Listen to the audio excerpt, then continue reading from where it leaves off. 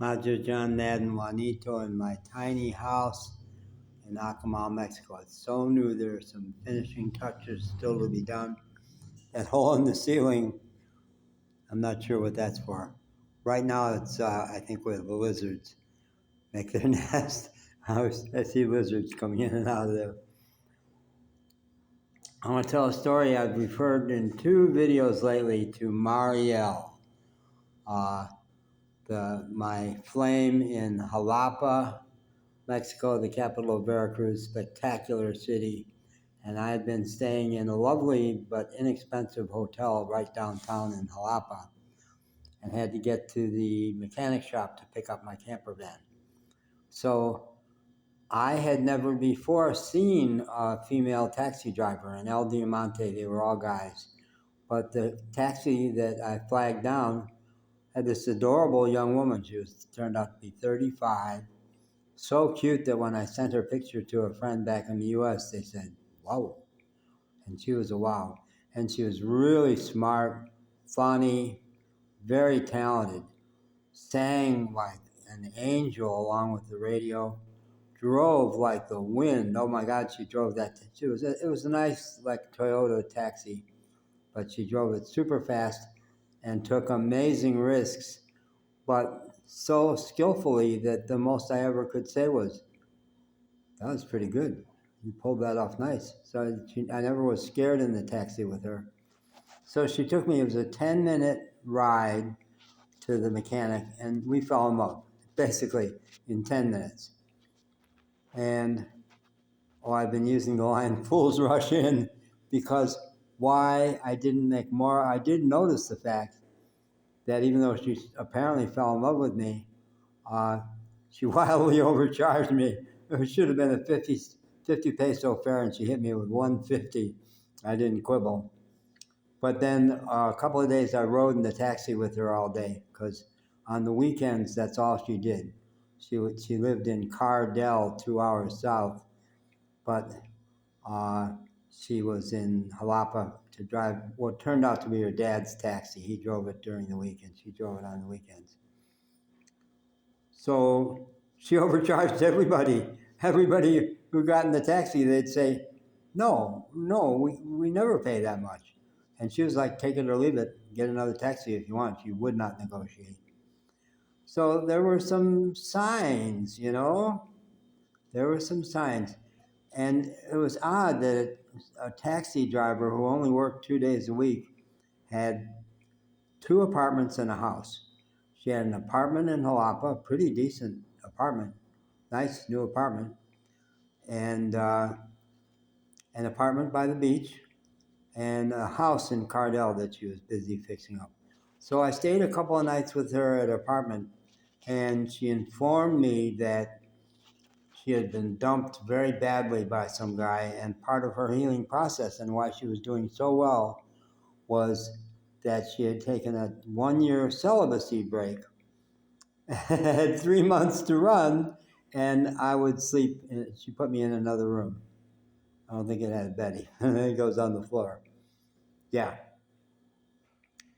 And I would send her long text messages telling stories about my life, and she never read them. It was clear she never read them, and she sure didn't disclose anything about herself to me. And then she wanted me to come down to her house in Cardell. So we went down there, and there was a new puppy that she had for some reason adopted. He'd been walking down the street, really looking quite frail. So she had taken him in. But when we got there, he just wanted attention. She totally ignored him, would not let him in the house. And so I gave him lots of attention. Yeah. And that first night, I was not going to let the puppy be alone all night. Really, puppy was in big separation issues. Tiny, little, probably still only like 8 weeks. So I stayed outside with the puppy. She stayed outside with me for a while and did let me give her a back rub under her shirt on her naked back, which was the most action I ever got from that chick. Yeah, and she liked it. It was mas. Oh yeah, more and more. She liked that. Then after we finished that, I said, well, hey, you want to rub my back a little bit? No, why would I do that? So, and the other thing that was so odd, she spent, and in that place, I slept on the floor in her room because there wasn't an extra room. And she spent the whole night in a whole body stocking. Every inch of her was covered but her face. And all night long, she listened to affirmation tapes, self-improvement tapes, all night long. Made it hard to sleep for me, I'm telling you. So then she went back to drive the taxi for the weekend. And I was there with the puppy and really bonded with the puppy. We got super tight. And I was thinking about the whole thing, and I was on the phone with friends, said, nah, this is not good. This is going nowhere. She wants me to be her man. She says, oh yeah, forever. I want us to be. And I was still thinking monogamy, even though I had already made tapes about non-monogamy. And part of me knew not to try to be monogamous, but I was ready to, I don't know.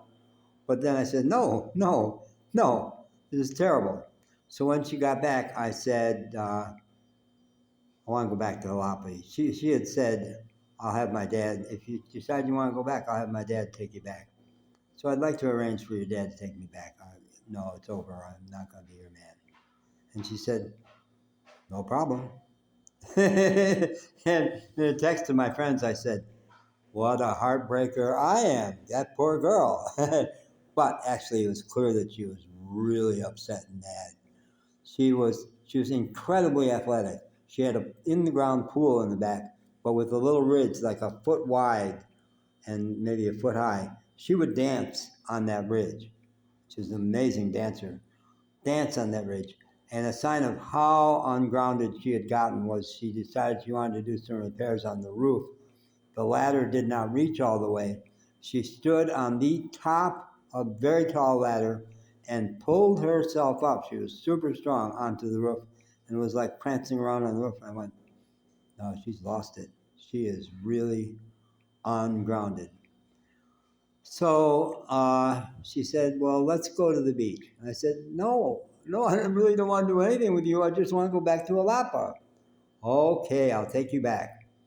And in addition to two apartments and a house, she had 3 cars. She had the taxi. She had an old beater car that I don't think she was using. And in the garage, under a cover, she had a BMW Roadster that looked brand new. I don't know what year it was, but it looked perfect. And she said, let's take the BMW. I thought, oh God, as ungrounded as she is and the way she drives that taxi, this is going to be a hair-raising ride. So 20 minutes away from the house, we were going through the public square in Cardell, which is an ugly town. Oh my God, it's such an ugly town.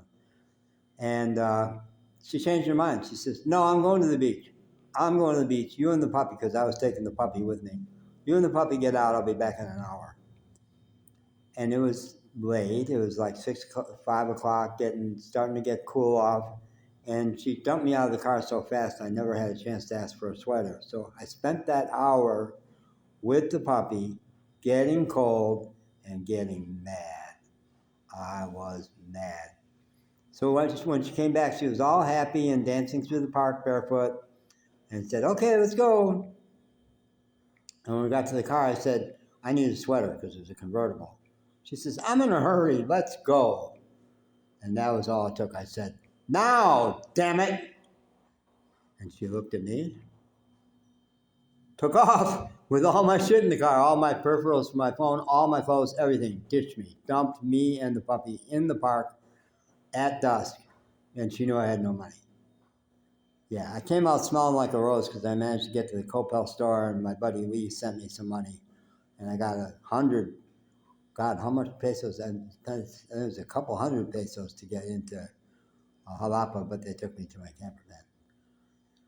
But that was Mariel, my love. Oh God, she took me to the cleaners. Okay, Mariel, I wish you well, girl. Now, how she had 3 months to go on her celibacy break. How she ever is going to let a man penetrate her body that she sleeps in a body stock and would not? No, I don't know. It's going to take longer than a year. if she ever, ever lets a man get genuinely close to her